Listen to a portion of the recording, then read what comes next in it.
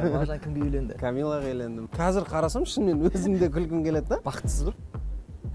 Ойлап қалдым. Тойда қанша адам болды? Қанша адам шақырдыңыздар? 813 адам болып кеткен ғой. Мотивация қайдан аласың, мотивация? Осыны мен әлі еш жерде айтқан жоқ едім да. Сол нәрсенің бәрін мен жасап берген болатын. Подписчик көп бір қызбен таныссам ба екен, бірақ қалай екен білмеймін да соны. Апрельдің 15-інде ма мен сөз салған болатын. Бірақ Қабдол красавчик 45 градустың астында тұрып бет ашты.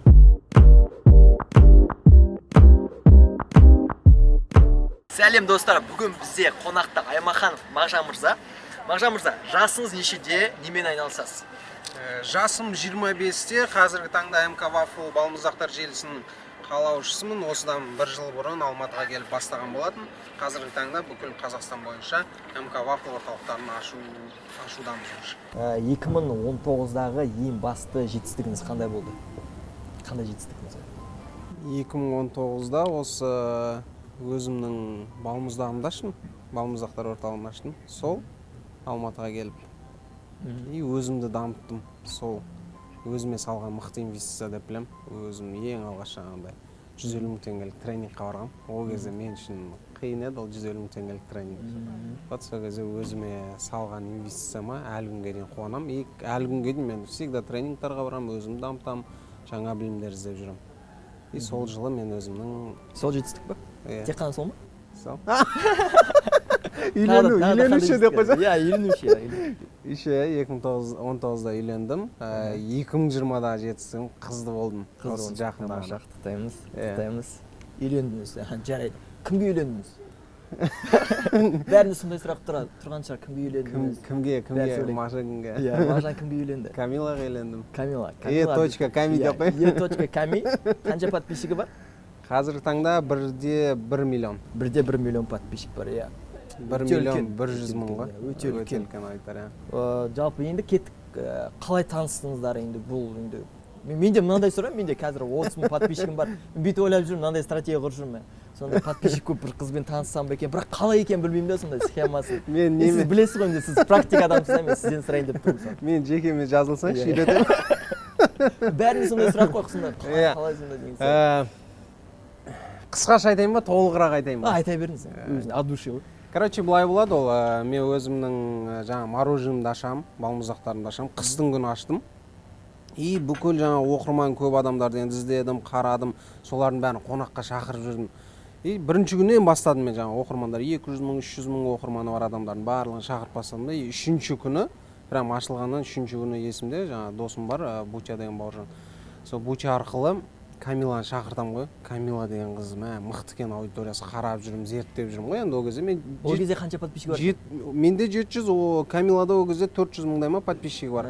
Ол кезде вот қарайым, активно, саған осы Камиланы алып кеп берсем ғой. И жаңа Буча айтқан ғой, жаңа Камилаға айтқан, осылай Ками біздің жаңа мороженое ашып еді, жолдас болдар, ана мынау келіп реклама жасап берсең ғой. Сөйтіп Ками айтқан, ой жоқ, мен 800 теңгелік вафлиді лучше сатып ала салайын, барам, бірақ реклама жасамайын деген ғой. Соның Буча үйітінеған, былай көндірген, олай айтқан, жарайды, бұл, короче, мен достарыммен бірге ашып жатырмын, жүріш деген ғой. И алып келеді, үйт-бүйт келген екен, мен общение ұстаймын да, жаңа Камима, олай әдемілеп мороженое жасап берем, жаңа вафлимді ол кезде өзім бір ай мен өзім вафли пісіргем, сол кезде әдемілеп жасап берем да, жаңа Камиға ұсынам, и Камиға айтамыз, сол жерде видео түсіріп деп. И Ками видео түсіріп, сол кезде бізді постқа реклама жасап берген, тоң керемет, мықты видео шыққан. И содан кейін кетті активно, бәрі шулай, о, қандай мороженое, қызығушылық кетті. И сол кезде Камимен сөйлесіп отырып, 7 рет отказ алып, уже 8-сінде шаршадау деймін, өзінің сторисына мен белгілеп берді ғой, короче. Мен айтам ғой, Камиді өзімен сөйлестіңіз ба, Ками? Иә, Ками. Менеджер арқылы. Жоқ, өзі келіп отыр ғой, вафли. Уже мен общение ұстап алғам, мен Чимкентскиймін ғой, маған оңайырақ общение. Қоттарды білемейсің. Иә, сөйтіп общение ұстап аламын да. Камиға бір рет приколмен, мен белгілей саласың ғой, Аймахан Мағжан деп прикол түсетіп айтамын, сөйтіп. Мен бір түрлі қарайды, жақтырмайшы, болды ғой, жаңа неңді белгілеп бердім ғой, мороженый баршы деген сияқты қарап тұр ғой. Сонымен бір 6 рет, уже 7 рет тағы отказ алдым, уже 8-сінде ода да амал болмады, короче, әдемілеп, аккуратно белгілеп берді, солай басталды. И сол кезде менің Ками сөйлесіп отырған кезде менде өзімнің киімдер магазинімді ашқым келеді деді да. Ой, болды, мен саған, короче, мына жерден орын тауып берем қасымыздан. И екеуміз бірге жұмыс жасаймыз. Күнде киім магазинге кетіп бара жатып, біздің балмұздақтарды тастап кете берсең болады деймін ғой. Сөйтіп, тауып бересің маған? Иә, тауып берем. берем. Ол кезде Евразияда вообще мен торговый центрде вообще орын жоқ болатын. Мен бастықтармен жақсы связьда болатын. Сөйтіп ертесіне барып, бір занят тұрған орынды келісіп бүйтіп олар кейін ашпайтын болып қалады да, сол орынды мен жаңағындай камиға алып берем ғой. Ол бүкіл қаладан 200 мың 300 мыңға орын таппай жүрген болатын сол кезде. Мен оны өте арзан бағаға жаңа арендаға алып бердім. Камиға звондаймын, ками деген қуанып кетеді.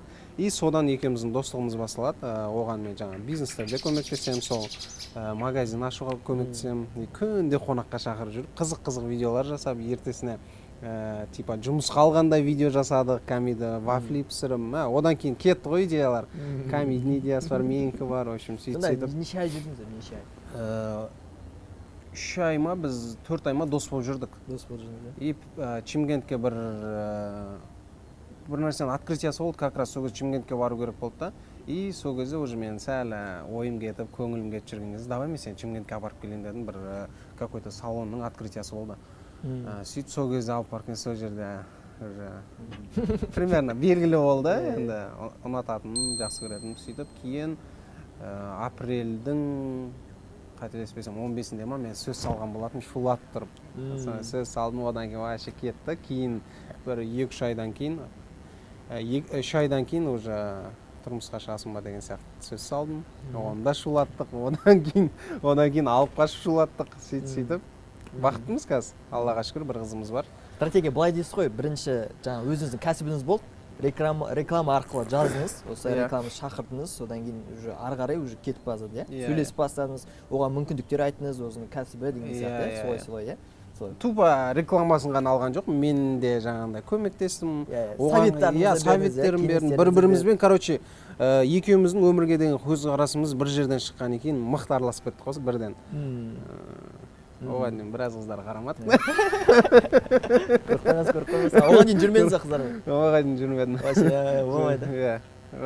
Егерде былай қара, егерде Камиланың сол кезде ешқандай бір 100 мың подписчигі болған кезде, 50 мың подписчик болған кезде не істейтін едіңіз? Сол кезде реклама бересіз, ары қарай бола ма қызығушылық?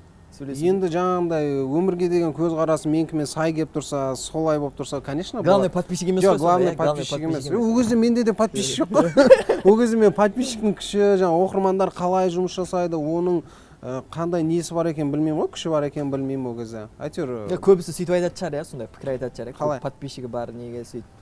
Соның арқасында не секпетті. Подписчигіне бола деген сияқты ғой. Сөйтіп айтады ғой, сол арқылы көтеріліп кетті. Сондай ғой, примерно. Ондай әңгімелер өте көп. Көп, комментарияда да көп, былайда да көп қой. Оның бәріне мән бермеймін. Басында кәдімгідей қабылдап болатын, жаман негативный пікірлердің бәрін қабылдайтын. Сөйтіп жүріп бір күні оны қабылдай берсең, өзің состояниеңе әсер етіп кетеді. Содан кейін уже настроениең жоқ, бизнесіңде особо жұмыстар жасамайсың. Сөйтіп бәрін қойдым да. Ойыма келген жаңа видеолар, нелер, посттар жаза берем, сала берем. Кім жазса да жаза берсін, бірақ бүйтіп кейін қарап келе жатсам, уже дұрыс жазатын адамдар көбейе бастады. Аналардың бәрі өзі жоқ болып кетті. Өзіңіздің аудиторияңыз қалыптаса бастады. Ол аудитория шыға бастады. Олар кете бастады. Мықты стратегия. Бірақ сол жамандайтындар көтеріп жүрген сияқты. Сіздің қазіргі таңдағы рекламный неңізді, подписчигіңізді былай көбейтті ғой сіздің. Рекламный чектарыңызды көбейтті мысалы. Былай айтқан кезде. Оның пайдасы дейді. Бірақ ол адам ешқандай өзіне пайда алмады, Пайда алған жоқ. Жаман пікір жазатындарға сондықтан ескерту, сіз ешқандай пайда алмайсыз, жаман пікір жазсаңыз. Мағжан мырза өзі қабылдаған жоқ ол нәрсені. Просто қабылдап қалатын адамдар бар, бірақ мен қабылдамаймын да, короче. 4-5 ай жүрдіңіздер, содан кейін той жасадыңыздар, Той жасадыңыздар. Чимкентте той болды. Чимкентте той. Нормальный той болды ол. Ойбай. Ой, нормальный той болды ол. Бүкіл сайттарда, бүкіл парақшалар, Нұр-Кизет станциясы еще тағы да плюс подписчик көбейген сияқты ол кезде, жаман кетті ол кезде. Примерно. Жақсы кетті. Жақсы кетті. Енді давай, бәрінде сұрақ қойын сондай. Қанша теңге кетті бәріне? Соның барлығына қанша кетті? Көрдік біз Камила ханым тағы бір үлкен немен шығып жатырды, өзінің көйлегі де сондай. Осыны мен әлі еш жерде айтқан жоқ едім да, сол нәрсені бәрін мен жасап берген болатын, жаңағы заказ бердім. Жоқ, заказ бердім да, мысалы 10 шақты, енді мен кәсіпкер болған екен, мен өзім жаңағы бағаларға келісу ол жағынан. Ол да бір кішкене креативный идея, ол идея комитка, сосын жаным осылай жасап бере аласың ба деді, и сол шарды мен заказ беріп жасатқан болатын. Сол 10 шақты бір шарларға жаздым. көбісі өзіне ответственность ала алмады, жасамаймыз деген сияқты. И бір екі қызға берген, сол екі қыз өзіне ответственность алып, примерно 50 шар кетті. Оны 3-4 рет үрлеп, жаңағындай көтеріп, көріп, бір 3 реттен кейін 4-шісінде уже звондады, олар болды, Мажан мырза дайын, ертең смело уайымдамаңыз, біз әдемі қылып шығарамыз деді. Ертесіне уже мен сендім оларға, ертесіне вот әдемі қылып шығарамын ғой. Соған ең қызығы бәрі ойлады, бір көп ақша кеткен шығар деп. Соған мен 18 мың теңге жұмсадым. 18 теңге. Бар жоқ 18 мың теңге, иә? Иә, бірақ ол бүкіл жаңа Инстаграмда шу болған нәрсе, бар жоқ 18 мың теңге. Қызық, иә? Ол арқылы мысалы қаншама подписчик келді, қаншама сайттар салды оны, иә? Қаншама жерде жазды, иә. Былай айтқан кезде көбісі ойлайды, көп ақша салсам мен көптен подписчик жинап аламын деп ойлайды. Бірақ ең бастысы бұл жерде не? Иә, креатив, идея. Қызық болу керексің, қызық адам болу керексің. Просто отыра берсең, ешкім саған жазылмайды, қызықпайды. Хотя бір пайдалы нәрсе айту керексің. Қалың мал төледіңіз бе? Камилдің қалың малы қанша екен? Қалың малда. Мен просто ескеріп жүрейін дегенім да, болашақта. Қалың малды айту керек па? Иә. Примерно қанша болады? Орта есеппен ғой. Примерно миллион теңге қалың мал берді. Примерно миллион теңге. Бізде Шымкентте сол айтады, әйтеуір қыздың төресі миллион. Миллион теңге төледік. Миллион теңге төледіңіз. Сол жақта тұрдыңыздар, сіздер? Сол Шымкентте тұрдыңыз ба? Шымкентте бір ай Шымкентте тұрдық та, потом уже Алматыға келдік, жаңа кәсіпті. Мен енді мына жақта ол кезде кәсібім болды, уже 5 мороженое орталығын ашып тастаған болатынбыз. Содан кейін соны жүргізу үшін қайтып келдім. Содан кейін Алматыда үй алдыңыз, или? Жоқ, мен қазір арендаға снимать етем. Жақында өзім ойым бар, мақтаға үй салып алу. Өзім жер үйде тұрғанды өте жақсы көремін. Шымкентте жер үйде тұрасыз? Иә, Шымкентте жер үйде. Осыған дейін сіз қандай неде жасадыңыз? Жұмыс жасадыңыз ба, немесе осы жаңа кәсіпке келмес бір? Бұл кәсіпке келмес бұл. Енді менің көзіне сондай сұрақ қой, қалай келді? Бәрі сондай. Негізі былайша айтқанда осы енді мен атын шығарған осы Майвафл ғой. Енді қазір МК Вафл болып жұмыс жасап жатырмық. МК қазір Мажан и Камила отбасылық бизнес қылдық қой, қазір атын ауыстырдық, ребрендинг жасадық. Оған дейін де мен кәсіптер жасадым, мен студент кезден жастық саттым, гүлдер саттым, барлығын істеп жүрдім да. Ал именно осы кәсіпке дейін мен кофе сатқам Шымкентте. Жаңа аппараттарда вендинговый бизнес болды, мен де аппараттарға жаңа 200 теңге саласың, кофе шығарып береді. Вот сондай вендинговый бизнеспен айналыстым кофемен. Бірақ ол бір жылдан кейін пайда алып келіп тұрды, бірақ бір жылдан кейін ол қызық емес болып кетті. Маған енді өзім жаңа общительный адам болған екен, адамдармен сөйлесіп, жаңа адамдармен танысу қызық болды да. Ана жерде кофелердің бәрін қойып тастағам, терминалдар установка жасап тастағам, жаңағындай платежный системалар. Барасың күнде жаңа настройсын аласың, ақшаңды аласың, уже сөйлеспейсің ешкіммен, қызық емес та, ана техникалар сөйлемейді деген сияқты. Айтқаныңды істейді, настройкаңды жасап қоясың, соны істеп отырады. И ол бизнестен шаршадым, и Алматыға келіп осы адамдарға хотя мынау жүздеріне күлкі сыйлайтын, каждый адам мороженое жегенде бір бақытты сәт болады, сондай адамдарға күлкі сыйлайтын және де табыс алып келетін бизнес жасайын деп. Сонымен осы бизнесті ашып, осы бизнес былай атын шығарды ғой мен. Жақсы. Алматыға кетуге қандай не болды? Бір нәрсе түрткі болады, бір шешім ғой, бір шешім қабылдадыңыз. Мына қандай бір нәрсе? Кейбіреулерінде там үйінде бір нәрсе болады, немесе өзі бір барғысы келеді деген. Сізде не болды? Көбісіне сондай сұрақта бәрі кеткісі келеді. Но ондай барьер тұрады. Неге? Түсіндім. Алматыға кетуге маған ең бірінші дамитын орта мен Алматыдан ғана көре алдым да, жаңағыдай бір білімге деген қызығатын орталар, білім іздеп жүрген адамдар. Бізде Шымкентте көбінесе Шымкенттің жігіттеріне ризамын, барлығы движениеде жүрген жігіттер, барлығы жаңағыдай өздерінің кәсіптері бар, 2-3 кәсіптен айналысады да, мықты табыс тауып жатыр. Бірақ бір ішім ашитын ешкім новый білім іздегісі келмейді. Мысалы, соңғы салоннан машина мініп алса да, көптеген трендтерден қалып кеткен, даже шетелге шықпағанда соған мен таң қаламын да. Мысалы, соңғы салоннан мықты жаңа Camry 70-термен жүрсе де, бірақ шетелге шығып көрмеген да. О дамымайды, соны ізденбейді, соған кішкене ішім ашиды. Орта атмосфера. Иә, орта атмосфера. Уже мен жаңағындай шетелге шығатын, өздерін дамытатын, білім іздейтін адамдардың ортасында жүргім келді да. Ол Шымкентте ол ортада жүрсем, сол ортада жүре беретінмін да. Новый машина мінсең де шетел көрмегесін да. Және де мегаполисте, Алматы мегаполис мүмкіндік көп. Егер де Алматыға келмеген кезде, қазіргі жағдайға жетпейтін едіңіз, иә? Мысалы айтқан кезде. Сондай шешім қабылдадыңыз, сразу кеттіңіз. Иә. Солай ғой? Солай. Жақсы. Содан кейін келесі енді көлігіңіз қандай? Бәрінде сондай сұрақ қой. Көлік қандай өзі стилін қараңыз, стилін. Мажан мырза, оған дейін қалай болып жүрдіңіз? Қазір бұрынғы суретін қойып қойыңыз. Иә, бұрынғы суреттер. футболкамен жүрген. Вообще мен енді сразу мойындау керек, ол не жағынан вкусым жоқ киінуден. Қазір стилистпен жұмыс жасаймын. Қазір стилист киіндіреді, дұрыстап барлығын киімдерін бәрін подбирать етіп береді. Оған дейін енді дұрыс киіне алмайтын. Бірақ мен ол кезде сол киіммен де сенімділігім кәдімгідей ұрып тұратын. Мен ойламайтынмын нашар киініп алғанымды. Қазір қарасам шынымен өзімде күлкім келеді да. Шынымен нашар киініп алған екенмін да. Бірақ ол кезде сондай сезім болатын менде. Жаңа қалталары бәрі жаңа мен тосып кетсе де көрініп тұрады ғой жаңа оңып кеткен киімдер. Сондай киімде жүріп менде сенімділік ұрып тұра береді. Ди Каприо сияқты жүретін. Короче, как будто я Ди Каприо. А қазір мынандай жарасатын киімдермен сенімділік вообще ұшып кетті ғой, короче. Солай. Өзгертуге кім түрткі болды жаңағы стиліңізді негізі? Сіз андай или подписчик көбейгенсің ба, или медиаға кіргенсің ба? бір жағынан бір кісілер айтты ма, бір жағынан оқырмандарым да септігін тигіз, бірақ көп жаңағындай оқырмандар айтып жүретін, сен енді жаңа блогерсің ғой, киімің дұрыстамайсың ба? Баста мән бермей жүретін, көп жазылып кетті. Бір күні жаңа менторым айтты, енді сіз Мағжан мырза жаңағындай уже танымал блогерсіз, сіздің киіміңіз дұрыстау керек, еще бизнесменсіз жаңағы. Енді қазір бизнес блогер ретінде продвигать еткім келіп жатыр ғой парақшамды. Содан кейін жаңа менторым айтты, сіздің киіміңіз дұрыстау керек, стиліңіз дұрыстау керек деген сияқты. Содан кейін барып, деп өзімнің киіміме мән бере бастадым да. Сөйтіп бірден стилистке хабарласып, киімді өзгерттік қой. Стильді. Сол адамдарға әсер етеді негізі, біз. Әсер етеді, өйткені қанша ақша тауып жүрсің, бірақ үстінде телефон, дұрыс киім жоқ, телефон, көлік. Мойындамай қояды жаңа, мысалы, нормально жаңа 2-3 миллионда тауып атсаң, сен киімің соответственно болмаса, мойындамайды. Қанша жерден ақша тауып жүрсің? Қанша жерден ақша тапсаң да, адам киіммен, сырт келбет жаңағындай, мінген көлігің деген сияқты. Жақсы, көлік жөнінде, жаңа көлік жөнінде келтірдік қой. Ең бірінші көлігіңіз қандай болды? Менде акцент болған ең бірінші. О, әкем алып берген. Әкесі алып берген, акцент болған, Қазіргі таңда не машина? Қазір Camry 70-пен жүремін. Camry 70. Жақында бірақ ауыстырсам деп тұрмын. Су жаңа. Су жаңа, салоннан алған. Бір жыл ғана жүрілген. Қазір мен енді машиналарға қазір қатты қызығып жүрмін. Бұрын үйтіп қызықпайтын. Қандай машина болса да мен апаратын жеріме апарса болды деп. Қазір енді жүрісіне, тартысына уже қызығып, машиналарды қатты зерттеп жүрмін. Бір өзіме машина таңдай алмай жүрмін. Еще оны тест-драйвтарда қазір Инстаграмда да бөлісіп жүрмін ғой өзімнің оқырмандарыммен. Қандай машина алайын, қандай машиналарды тест-драйв жасайын деген сияқты.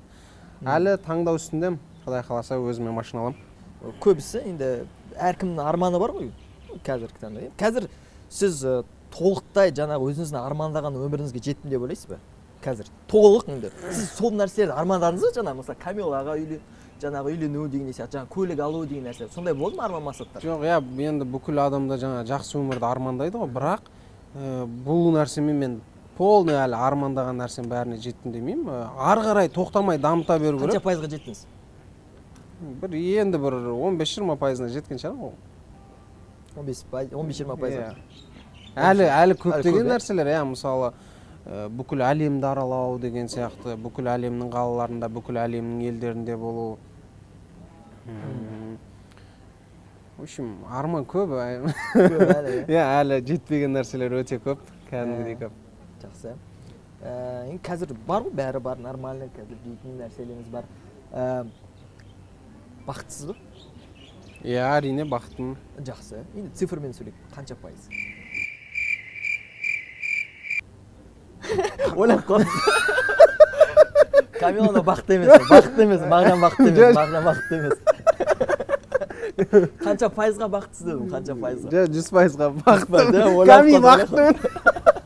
Значит, бақытты емес бір нәрсе бар. Ками бақыттымын деп жатса. Бақытты бәрі керемет.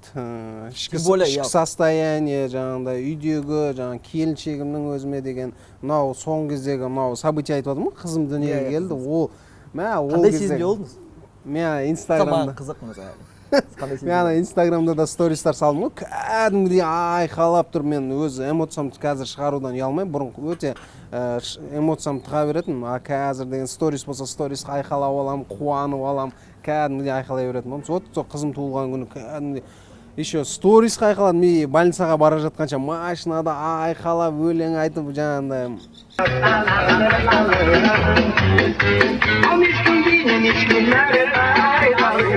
Музыканың дауысын шығарып тастап, кәдімгідей сондай энергиямен барған болатын. Сіздерге беріліп жатыр ма? Мынандай нәрсе бар ма? әркімде сондай бар ғой, секрет бар да, ешкімге айтылмаған вообще бір өміріңізде бір жасаған ешкімге айтылмаған нәрсе бар.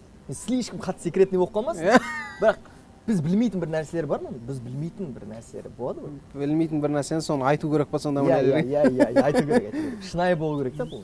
Ондайды ойланып көру керек екен, что-то есіме түсіп жатыр да. Мысалы, бір нәрсе сатқан шығарсыз мүмкін бір. Қайдан білесіз? Мүмкін сондай шығар мүмкін. Оны ана нәрсе бар, бірақ ешкім көбісі біле бермейді. Мен бұрын 8-ші класста Астанаға барып стройка істегем. Әкем мықты жұмыс істей алсын, қолынан жұмыс келсін деп. Сол кезде стройка барғанда, бірақ мен андай қара жұмыс істегенді өте жек көретін, кішкентай кезден ше. Қашып, тығылып, бүйтіп жүретін да. И сол кезде сол жерлерде андай пластмасс трубалар бар ғой, су жүргізетін. Сондайдың отходтарын бәрін тастайтын. И сол кезде мен біреуден естіп алдым, сондай пластмассалар сатуға болады екен дегенше. И соны, короче, мен 2 ай жұмыс істедім ба, 2 ай бойы мусорды жинадым. И сол 2 айдан кетіп бара жатқанда бір 60 мың ба, 70 мың теңге ма, сол 8-ші класста соның бәрін сатып кеткен болатын. Прям бір гамма жинап тастағам ғой 2 айда. Бірақ оны әлі ешкімге айтпаған, сондай пластмассалар сатқан ба. Пластмасс саттыңыз, да? Четко. Получается у вас действительно. Сол кезден басталған екен ғой бір нәрсені сатып, 8-ші класста ол кезде қанша? 8-ші класс, 16 жастамыз ба сондай. Енді есіңізге түсіп жатыр, иә? Иә, енді сіз есіме түсіріп жібердіңіз ғой. Той Шымкентте болды, сіздерде? Иә, Шымкентте. Той Шымкентте болды. Қандай ресторанда болды? Оңтүстік қабылдау үйінде. Оңтүстік қабылдау үйінде, иә? Нормальный ресторан, иә? Мықты ресторан. Мықты ресторан, иә? Мықты ресторан. Жақсы. Тойда қанша адам болды? Қанша адам шақырдыңыздар? Негізі список бойынша. Негізі список бойынша 500 адамдай шақырылған болатын. Бірақ сол кезде енді тамада мен өз досым болды ғой. Список жазған кезде 813 адам болып кеткен ғой. Жаңағындай сол жерде келіп қалған адамдар. Сонымен негізі 500 адам шақырамыз деп ойлағам. Еще одан бөлек шақырылмаған қонақтар да болды. Жаңағындай енді Инстаграмда біз жаңағындай шақыртуларды салған болатын, достарымыз белгілеген, салғанбыз. Сол кезде тойхананың адресі, қай тойхана екен, и уақыты бәрі жазылған. Сол кезде кәдімгідей билеп жүрсек, ортада жүрсек, таныс емес түрлерді көріп жатырмын да. Мыналар кім десем, сөйтсем, жаңағы танымайтын, оқырмандардан да кіріп кеткендер көп болды да, кәдімгідей вот қызық болды. Алматыдан прям сол той үшін барған достарым орын таппай, сол кезде қайтадан Алматыға шығып кеткен қызықтар болды. Телефоннан звондап айтып жатыр. Сонымен ана жерде бір орын жоқ. Мынандай қызық болған. Мен өз анам уже қанша тұрмысқа шыққалы әлі жұмыс істемеген, үйдің шаруалары, жаңа әкеме көмектеседі деген сияқты. Сөйтіп ағамен бәріне сұрап шыққан, бір таныс емес кісі отқан ғой. Сіз кім боласыз, анау мынау десе, мен жеңшенің туысқаны боламын ғой, анам аты Айжан да, Айжан әпшенің туысқаны боламын, коллективі боламын ғой деген ғой. Сөйтіп ағам айқалап күліп жүрген, қалай коллектив, біздің жеңшеміз жұмыс істемегелі уже 20 жылдан асты ғой деген. Сөйтіп тоже біреу да кіріп алған, сонымен оларды шығарып, көп достарым ортада көрдім, жаңағындай тұрып, столға отырмай, сол таныс емес адамдар отырды ғой, короче, орындардың бәрінде. Очень сондай қызықтар болды. Сосын андай қызық болады. Ертесіне барам, реклама жасаған, жаңа баннер жасаған кісілермен жолықтым да, жаңа нелерін, рекламаларын бәрін алып кетіп отырмын ғой, жаңа баннерлерді. Сөйтсем, сіздер кім боласыз деп қояды маған. Не болды десем, кеше мына жақта бастықтар келді, сөйтіп бүкіл официанттар таласты дейді да. Неге десем, бүгінгі күнге біз шығайық деп таласты дейді. Сөйтсем, сіздерге не үшін? Бәрі таниды, ә сіздерді? Иә, сол официанттар бәрі таниды екен ғой. Сонда солар біздің жаңа неге тойды официант болуға сол күні таласып жатыр екен да. На самом деле ол официанттар да сол күні демалыс екен. Сөйтіп бір күлгем. Сонда барлығы сол тойды не қылғысы келіп жатыр ғой, жаңа обслуживание жасап. Біздің оқырмандар мықты, ризамын ғой. Қандай танымал адамдар болды тойда? Келді ме танымал адамдар?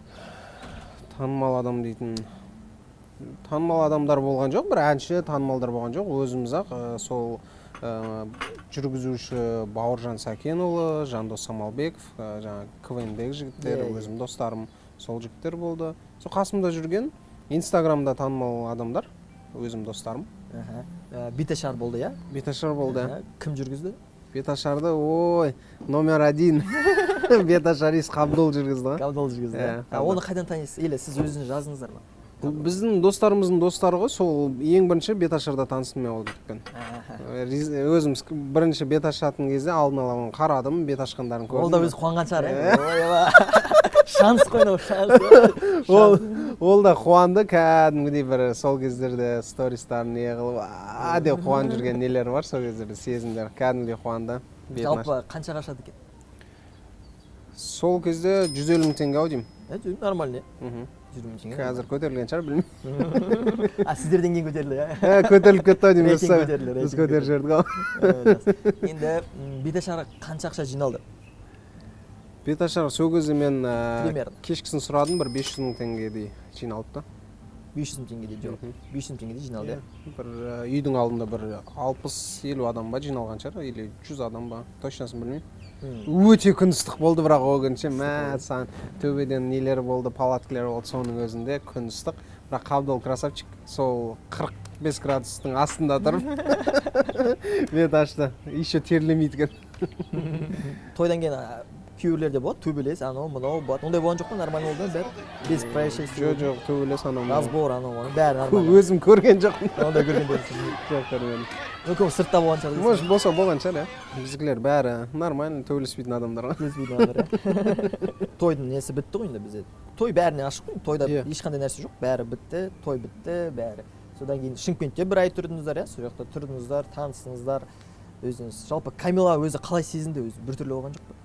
Камила жалпы сіздің неге келген кезде ойламаған шығар, негізі ондай үйленемін деген, оны күйеуге шығамын деген болмаған сияқты негізінде, иә? Жоқ, ойы болған ғой енді, бірақ бірден жаңағыдай любой қыз тұрмысқа шыққанда бірінші неде қиналып қалады. Қандай сезімде болған екен, иә, мүмкін, иә, ата енесіне. Иә, сәл біртүрлі болып қысылып, не қылып жүрген, ол любой қызда болады деп ойлаймын. Басында қатты қысылып, үйрене алмайды ғой енді, оған дейін ондай нәрселер істемеген, күнде азанда тұрып шай беру керек. Бірақ менен ерте тұрып алады. Күнде 7-де тұрып алады, менен ерте. Мен асықпай тұрып, не қылсам, уже папаға шай беріп атады, уже папа жұмысқа кетіп атады деген сияқты. Соны непривычно болды деп өзі айтады кейін. Иә, өзі айтты маған. Кішкене не екен деймін, иә? Себебі үйренбеген ғой. Иә, үйренбеген, бұрын ондай болмаған. Сосын айтып жатыр, жаным қиын болды, анау-мынау, ыңғайсыз, еще непривычно дейді, күнде азанда ерте тұру. Еще азанда тұрасың, спальныйға кешке бірақ кіреді ғой, мысалы анау бар жұмыс істейді, аналар туыстар келеді. Тойдан кейін тағы қонақтар келеді, шай береді. Кәдімгі нагрузка ғой ол кәдімгідей. Иә, ол өте не нормально. Бәрін өтті дейсіз ғой. Нормально өттік бәрін. Тест проект. Тест өтті дейсіз ғой. Нормально бәрі қабылдады, бәрі болды. Бәрі жақсы. Қазір нормально араласасыздар, иә? Үйіңізбен, ата енеңізбен бәрі. Бәріміз жақсы араласамыз. Қазір как раз екі мама да үйде, немерелеріне қарап, риза болып үйде. Қуанып жүрген шығар. Қуанып жүр, иә. 40-нан шығарады ғой енді екі ана. Балалы болған қалай екен негізі? Балалы болған ең несі, басында сенбейсің, бір қызық чувство да, жаңа азында енді 8-де босанды деген кезде сразу 10-да шығарды палатаға, 10-да мен бардым.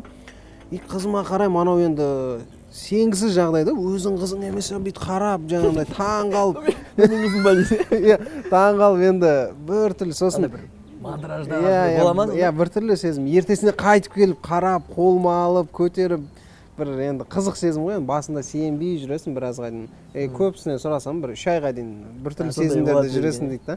Кейін уже қылықтары шыққаннан кейін нормально болады дейді. Жақсы. Кімге ұқсайды екен? Бірінші кезде барған кезде көзі өзіме ұқсайды, жасыл. Көзі жасыл. Қаралығы Камиға ұқсайды. Камиға мен қарасын десем. Екеумізді неге шустрымыз ғой, шустры жағын енді ажыратамаймыз ау. Бірақ Ками кішкентай кезінде не болған екен, өте момын, тыныш жүретін. Мен кішкентай кезімнен бүкіл жерді қиратып, драйвта жүретін, үйдің төбелеріне, талдың төбесінен құлап, сондай кішкентай кезден сондай болатын. Всегда движение жүретін, отыру мүмкін емес еді. Есімі Інжу, е? Есімі Інжу. Кім қойды? Өзім анам қойды. Өзім анам қойды. Камила келісті, өзім қойды. Вариант жоқ. Вариант жоқ, без варианты дейсіз. Без варианты. Ақылдаспайды, талқыланбайды. Келіспейміз, болды дейсіз. Інжу, өте керемет. Жақсы сезімде жүрсіз ғой екен. Ой, керемет сезім. Жақсы. Үйде отсаң шығамай қаласың ғой, прям ана қызыңды иіскеп, жұмысқа барайын десең шығамай жұмысқа. Үйдің ішінде де атмосфера басқаша шығар. Иә, басқаша. Керемет, өте керемет сезім ғой енді. Бұл сезімді сезініп көру керек қой. сезініп көргенде ғана түсінесің. Негізі қыз болады деп күттіңіз ба? Иә, біз уже 3 айдан біліп, 3 ай болғанда уже біліп, жаңағындай шар жарып, андай нелер сюрприздар жасап өзімізге. Сол кезде уже біліп қойған болатынбыз қыз болатынын. Дайындалып жүрдік қой соған. Иә. Жалпы қыздар аяғы ауыр болған кезде қалай болады екен? Қандай неде болады екен? Мен көріп жүрдім стористерде көп капуста жейді екен, сондай жейді екен. Паста Камиланың капуста. Сіз бәрін істеп жүресіз, капуста алып бересіз, бүйтесіз, сөйтесіз, бәрін істейсіз. Қалай болады екен негізі? Қандай күйде жүреді екен ол кісілер?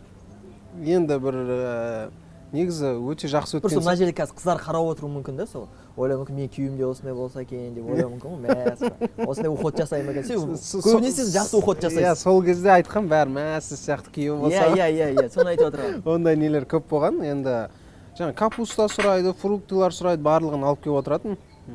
Бірақ бір жақсы ана түнде жегісі келіп қалып сұрамайтын жақ. Сол түнде жегісі келіп қалмаса екен деп ойлайтын. Уже үйге келіп бәрін уже демалайын деп жатқан кезде магазинге бару енді ерініп жатасың ғой. Сондай кезде сұрамаса екен дейтін. Көбінесе сұрамайтын ондай кезде түнде. Келе жатқан кезде айтып қалады, мынаны жегім келіп тұр, ананы жегім келіп тұр. Сол капустаны көп жейтін. И фруктыды көп жейтін. Фрукты өте көп алып келетін, и капуста сол. Былайынша жақсы өттік. Нормально өттік, да?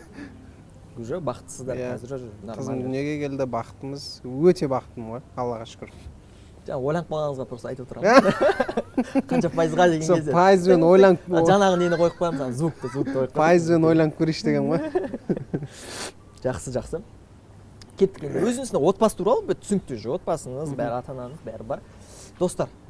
Сіз жаңа айттыңыз, кейбір достардан жаңағы бұрын Шымкенттегі достармен араласасыз ба? Өзіңіз? Көп араласпайды шығарсыз. Иә, өкінішке орай қазір көбісімен араласпай қалдым. Ортаңыз өзгерді, иә? Иә, ортаны өзгерттім. Орта өзгергеннен кейін мынау айналамдағы нәрсе. Иә, айналам өзгерген соң бизнесім де жүрді, барлық өмірім өзгерді, табысым да өзгерді.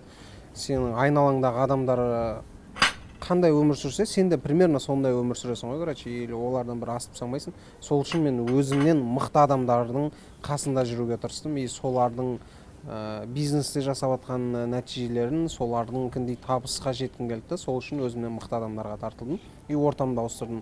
Ортамды ауыстырмау, в общем, не вариант еді ғой, сол не ұнамады ғой, сол уровеньде жүре беру ұнаған жоқ. Сосын ортамды ауыстырдым. Ортамды ауыстырғанда барлығын қазірде келсе, мысалы достарым жақсы көремін, араласам, сөйлесе берем. Бірақ енді уже былай ғой, интерестер сай келмейді ғой, жаңа әңгімелесіп отырған кезде ол басқаның интересі болады, мен басқа әңгіме айтып жатамын, содан кейін өзі жайлап алыстай бересің. Қарама-қайшылық келеді.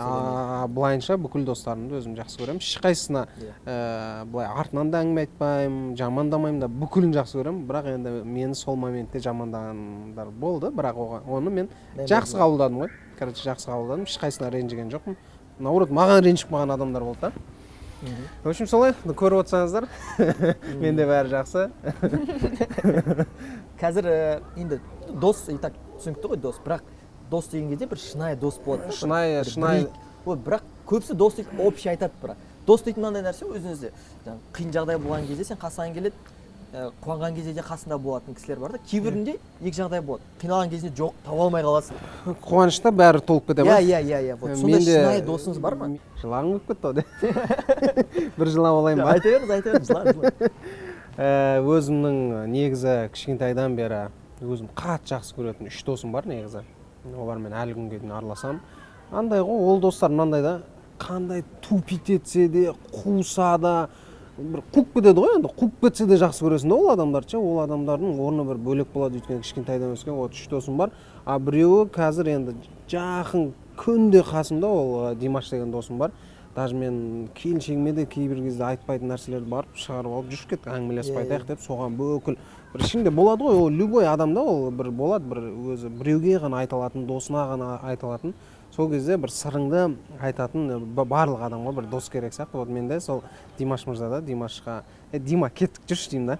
Әңгіме барса мен әңгімелесіп айтамын. Или за рулем жаңағы қаланы аралап жүріп былай айтамын. По душам дейсіз ғой. Иә, по душам екеуміз сөйлесіп, любой әңгімемді айта алатын сол бір досым бар. Қазір еще ол да үйленіп алған, и бірге тұрамыз ғой еще бәріміз. Иә, бірге тұрамыз. Димаш дейтін сіздің жаңа МК Waffle'да жүрген. My Waffle'ды кезінде бірге қасымда маған көмектескен сол кәсіп бойынша. Қазір мен бүкіл жаңағындай бөлек МК қылдым, ол жігіт өзі My Waffle жүргізіп жатыр. Солай. шынайы досың. шынайы досым, иә. Кез келген жағдайда сізге былай айтқан кезде тұрып береді да, былай айтқан кезде. Қойшым, иә, тұрып беретін дос қой. Любой жағдайда болсын. Любой жағдайда тұрып беретін дос. Мақтап жатырмын, тұрып бер. Кетіп қалып жүрме, тасып кетіп жүрме бір нәрсе. Келесі сұрақ, мотивация қайдан аласың? Мотивация. Кез келген мынандай нәрсеге жету үшін бір мотивация болады, адамда ешкім бір историясы болады, мүмкін біреудің бір айтқан сөзі бір нәрсе өзгертіп жібереді да. Сіз мотивацияны қайдан аласыз? Көп сұрайды, мотивация бер, ойбай, дейді. Қайдан аласыз? Қайдан аласыз? Осы бір не бар, енді ұстазымыздың сөзі бар, Қуаныш Шонбайдың ше. Мотивация алған ешек, ол ат болып кетпейді дейді да, ол просто мотивациясы бар ешек болады дейді да. Сол үшін ол сен бір жұмыс бастайын деп жатсаң, ол үшін сен мотивация іздеп, ойбай, мен қазір мына жұмыс жасау үшін жаңып кетуім керек, үйтуім керек бір нәрсе десең, ол жұмыс сенікі емес та. Соны түсіну керек та. Сен бір жұмысты жақсы көрсең, ол кезде саған мотивация керек емес болады, өзің басасың ғой, соны пиресің ғой сол жұмыс істеуге ше. Ол прям саған интересно болып тұрады да. Кейде менде болған бір-екі жұмыстар аштым, жаңа қызық емес та ол нәрсені жүргізу, жаңағындай мен неде де жұмыс істегем, архитектурада жұмыс істегем, документация анау. Вот сол жұмыста істеп жүрдім, мен өзім сезім ғой, жаңа жүрегім қаламайды, қызық емес. Вот сол жерде қанша мотивация берсең де ол саған қызық емес та. И ол жерде при этом мен нормально ақша да тауып жүрдім ол жерде. Бірақ маған қызық емес та, мотивация бер, үйт, бәрі мен оны істемейтін едім да. И шығып кеттім. Сол үшін көбісіне сол өзіне мотивация іздеп жүрген адамдарға айтамын да, просто өзің жақсы көретін нәрсеңді тауып ал, одан кейін саған ешқандай мотивацияң керек емес. Содан кейін ең бастысы әрекет, иә, әрекет, бірден әрекет жасай беру керек. Иә. Жасай беру керек. Білімді қатты жинай берудің керегі жоқ. Бірден жаңа әрекетке де көшіп кету керек. Кішкене білім алдың ба, болып соны әрекетке бастап кетсең, ары қарай бізден әрекет, Алладан берекет қой. Да, әрекет, содан кейін әрекет жасайсың, содан кейін қателесесің. Но кейбірлері обязательно ғой. Одан тұрып қалады, өзіңіз білесіз ғой. Қадалып қалады, болды, ары қарай жоқ. Ойлайды, но болды, мен неудачникпін, там мен қолымнан еш нәрсе келмейді деп қадалып қалады. Вот сондай адамдарға қандай кеңес бересіз? Енді қателік жөнінде. Қателік, наоборот, ол күшті сияқты. Сол қателіктен кейін, енді мен өзім сол бір қателіктен кейін опыт аламын, күш аламын, келесіде мәссаған мен оны дальше жасаймын деген сияқты бір не желание ашылады да. Енді көп адамдар да білмеймін, енді ол мінезіне де байланысты шығар. Бір-екі соққыдан кейін қайтып қалады жаңағыдай. Біздікі до конца бар, о қалай болады екен деген сияқты. До конца қандай қателік болсын, мысалы мына кәсібімді ашатын кезде де мен 5,5-6 миллион теңге просто қарызға кіріп кеткем. Қарызда жүрмін, бірақ сонда да енді қалтамда ақшам жоқ, бірақ сол кәсіпті ашу керек. Осы кәсіпті ашқаннан кейін мен сол ақшаны да қайтарамын, өмірім де жөнделеді, табысым да жақсарады деген сияқты. Болды, ол артқа қайтуға жол жоқ та, короче. Болды, қарызға кірдің, бастадың, қателіктерге ұрындың, енді тек қана качественный өмір сүру керек. Тоқтадың, бітті сен. Жүресің ғой, қарыздан қарыз. Қателік ол нормальный процесс қой, бір бөлігі, бір жетістіктің бір бөлігі, иә. Қателік ол обязательно болу керек қой. Сол жаңағы жетістіктерді дополнять етіп отыратын нәрсе ғой. Сол қателік арқылы сен түсінесің да. Барлығын қадірін түсінесің деген сияқты. Қателік ол жетістіктің бір бөлігі, сөйтіп есептеу керек. Бірақ көбіміз өйтіп есептейміз. Көп адамдар өйтіп есептейді. Иә, көбінесе сол қателіктен кейін бұл менікі емес деп тоқтап қалады ғой. Но это нормально. Олсыз болмайды. Бастап жатқан кезде болмайды, сразу жетіп қалуға болмайды. Бастап жатқан кезде міндетті түрде қателік болады. Ол нормально ғой. Бүкіліне айтарым сол ол.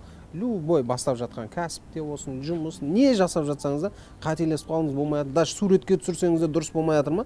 Ол міндетті түрде сіз қателесесіз, дұрыс емес жасайсыз, бірақ сонда да оларды сала беру керек. Иә, түсіре беру керек, сала беру керек. Сторис түсірген кезде. Мә, сторис түсірген кезде мен бірінші кездерде екі ауыз сөз айта алмайтын, жаңа сторис бас қоям, жаңа плей кетеді, даже екі ауыз сөз айта алмайтын. Прям айту ұят, ана кәдімгідей терлейтім ғой, терлеп кетедім сторис түсірген кезде. И кейін бір күні сәл-сәл бір-екі ауыз сөз сөйлеуді үйрендім жаңа камераға қарап.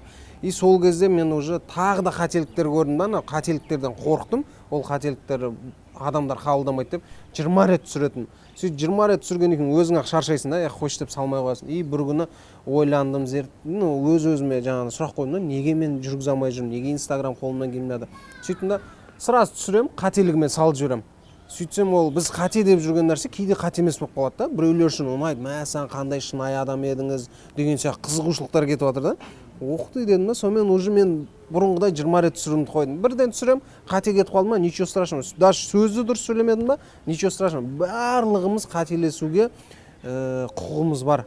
короче бүкіл нәрсені қателесіп көріп жүргенде де құлаймыз үйтеміз бүйтеміз әйтеуір жүреміз ғой қателесеміз жүретін кезде бір-екі рет құлап қалған екен жүру менікі емес деп айтпаймыз ғой сол сияқты ғой в общем жүреміз қателесеміз көреміз қателесе беру керек любойыңыз қателесуге құқығыңыз бар ғой олсыз болмайды иә ол даже қателескенде даже ата анаң да қабылдай алмайды достарың да айтады қуа бермесе үйте бермесе бірақ қателесуге барлығымыз құқығымыз бар екенін ұмытпау керек та көре беру керек қателесіп көру керек сол қателікті дұрыс қабылдап үйрену керек қой мысалы мен қазір қателессем мына қате болып қалды деп не қылмаймын просто сол жерден нені ары қарай жөндеп жіберу керек екен деп фокусты басқа жағына қоямын да соны дұрыстап жібере саламын все и ұялмаймын мен бір нәрсені дұрыс емес деп қоямын көпшілігі сен дұрыс емес істедің деп ойлап қалса мен де оны сол көпшілік дұрыс істемедің деп айтып жатыр деп вообще қысылмаймын бірақ бірінші кездері енді өзім кәсібім бастағанда қатты қысылатынмын ұялатынмын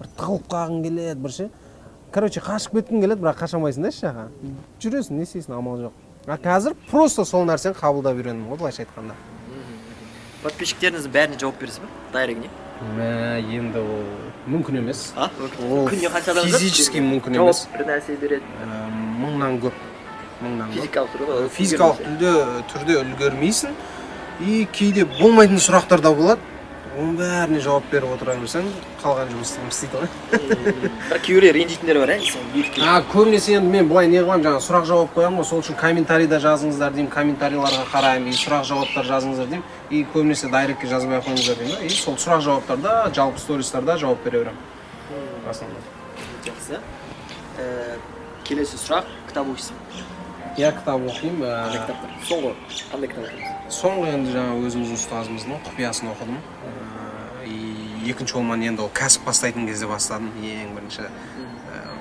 орысша бұрын психологияларды оқитын бұрын ол студент кезде ше и кейін міне қазақтардың өзіміздің Қуаныш ағамыздың кітабы шыққан кезде кәдімгідей қуанып сол кітапты оқып сол біраз кәсіпте сол менің немді ашқан жаңағы кәсіптің жүруіне сол кітап себепші болған ғой былайша айтқанда көптеген нелерді ол жерде ана тақырыптар қозғалады да жаңағындай эго сасық көкірек гордость деген сол нәрселердің бәрі ол бар ғой өзім біздің қазақтарда өте қатты бар біреуді мойындай алмай біреудің ақыл сұрай салу ұят позор деген сол нәрселердің бәрін сол кітап арқылы мен жеңдім деп болады даму туралы сұрақтар келіп жатыр дамуға қанша ақша жұмсадыңыз осы 2019-да сіз айттыңыз жаңағы түрлі курстарға бардым сөйттім дедіңіз дамуға көп адамдарда мынандай дамуға өзі көп инвестиция жасағысы келмейді ойлайды дамуға инвестиция жасамаса мен мынаған жетемін бірақ олсыз болмайды ғой келісесіз ғой олсыз никак болмайды сен курстарға ақша төлеу керексің өзіңнің дамуыңа ақша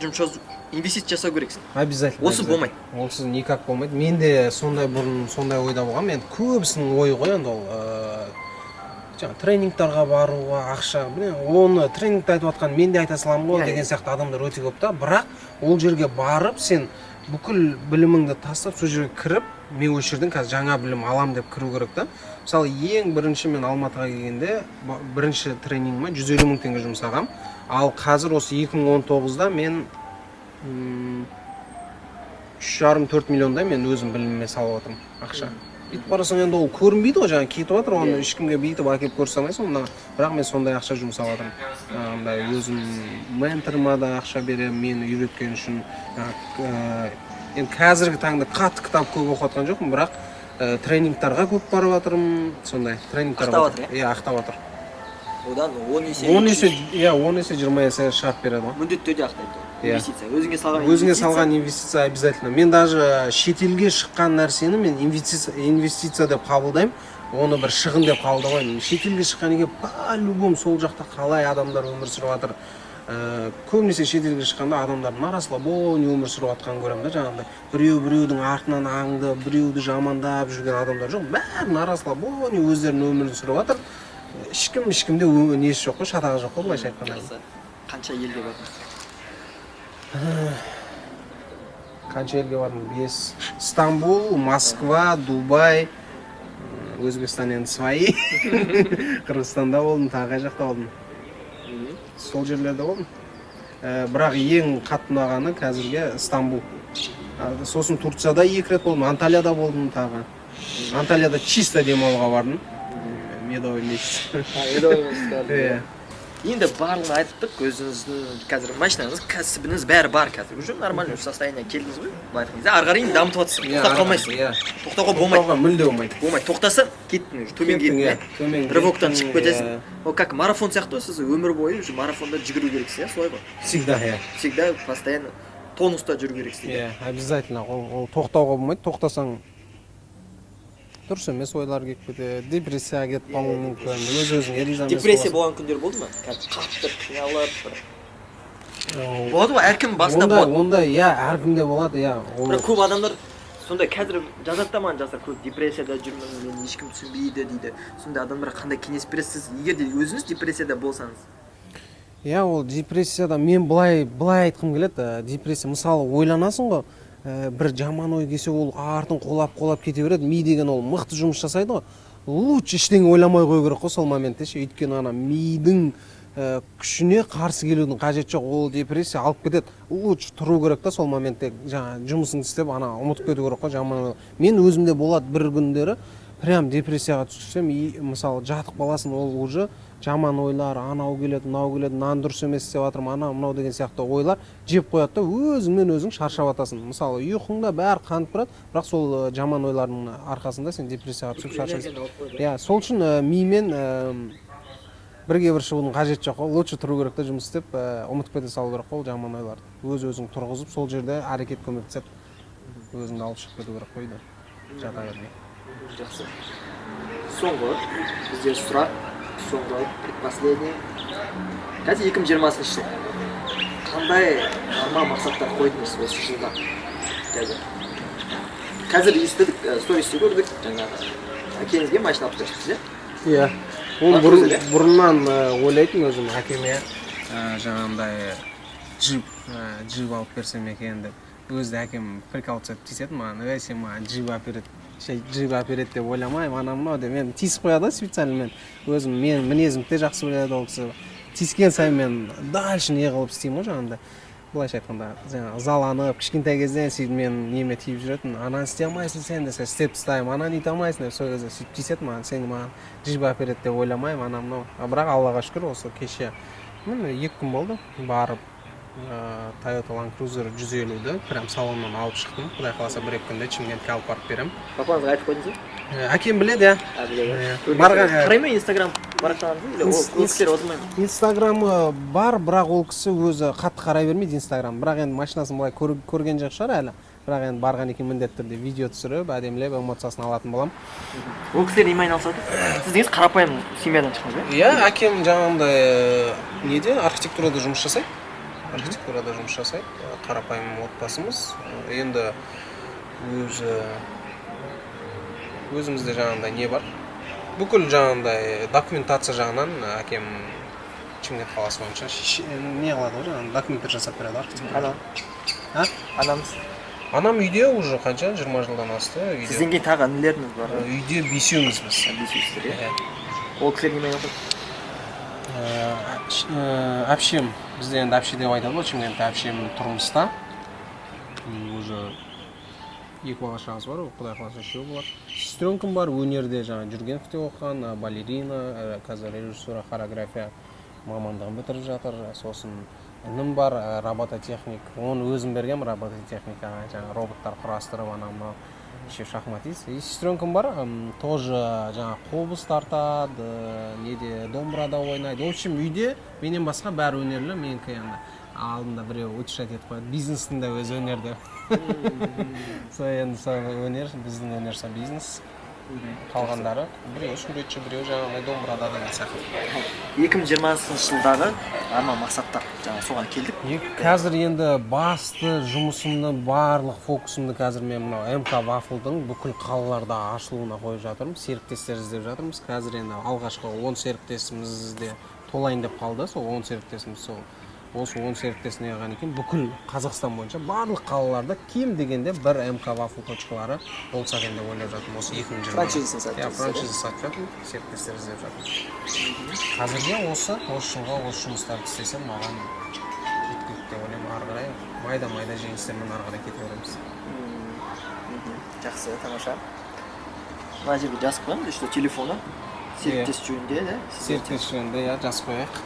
жақсы. В общем, кез келген қаладан оны еще біз үйретеміз, көрсетеміз. Мысалы, мен осы жерде осы кәсіпті бастарда жаңа айттым ғой, 5,5-6 миллиондай ақшаны жоғалтып, вот енді бастап жатқан адамдарға осы нелерден қателіктерге ұрынбай, біздің айтуымыз бойынша бірден өз кәсібін бастап кете алады.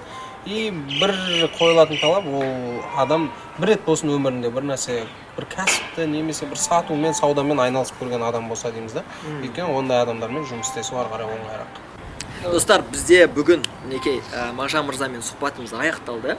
Сіздерге қызықты әрі пайдалы болды деп ойлаймыз. Мен аудиториям білем, примерно 12-18 жастағы аудиториялар да, 12-18 жастағы аудиториялар. И ол аудиторияға біз бір нәрсе, бір Мағжан мырзаны өзіңіз білесіздер. Мағжан мырза өзі Алматыға бір жыл бұрын келді. Қазіргі таңда жақсы жетістіктерге жетіп жатыр енді. Жалпы енді сіз жастарға қандай кеңес бересіз? Қазіргі жастарға, өсіп келе жатырған жастарға қандай кеңес берер едіңіз? Мысалы, қараңыз, сізде қазір сиқырлы, мында менде телефон бар, осы телефон арқылы сіз 18 жастағы Мағжанға хабарласа аласыз. Соған қандай кеңес бересіз? 18 жастағы Мағжан қандай болды? Жаңағы футболкасы бір шығып жатыр, бүйтіп жатыр, сондай ғой, шашы жаман болып кеткен. Соған қандай кеңес беретін едіңіз? Айтатын едім, енді ол қателесіп көр, не жасағың келіп жатыр, сол нәрсенің бәрін жасап көр, ешкімнің жаңа айналаңдағы сөздерге, пікірлерге ешқайсысына қарама. Енді прям қуып кетпе. Бірақ қателесіп көре бер, өзің прям жүрегің қалап тұрған. Қазір мысалы бір жұмыс жасағың келіп жүр, бірақ оны жаңа үйдегі ата-аналарыңның айтуымен ғана жасағың келіп жүрсе, өзің жүрегің қалайтын жұмыс тап, соны жасап көр. Ол көпшіліктің ойынша ұят болса да соны жасап көру керек. Мысалы, маған балмұздақ сатам деген кезде бүкілі күлді, еркектің жасайтын жұмыс емес қой деген сияқты. Бірақ мен жасап көрдім, маған ұнайды, өзім жүрегім қалайды, сол үшін жасадым и табыс тауып отырмын. Сол сияқты сізде жүрегіңіз не қалайды, жасағыңыз келеді, өз жақсы көрген нәрсеңізді ғана жасаңыз и тоқтамаңыз. Қателесе берсеңіз, короче. Жақсы, тамаша кеңес. Мағжан мырза, бүгінгі сұхбатыңызға рахмет. Сіздерге де рахмет. Рахмет сіздерге.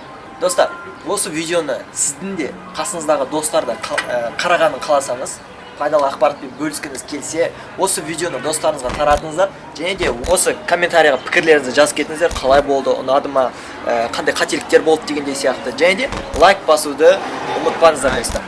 Ал, кездескенше, давайте, достар. Давайте, салют.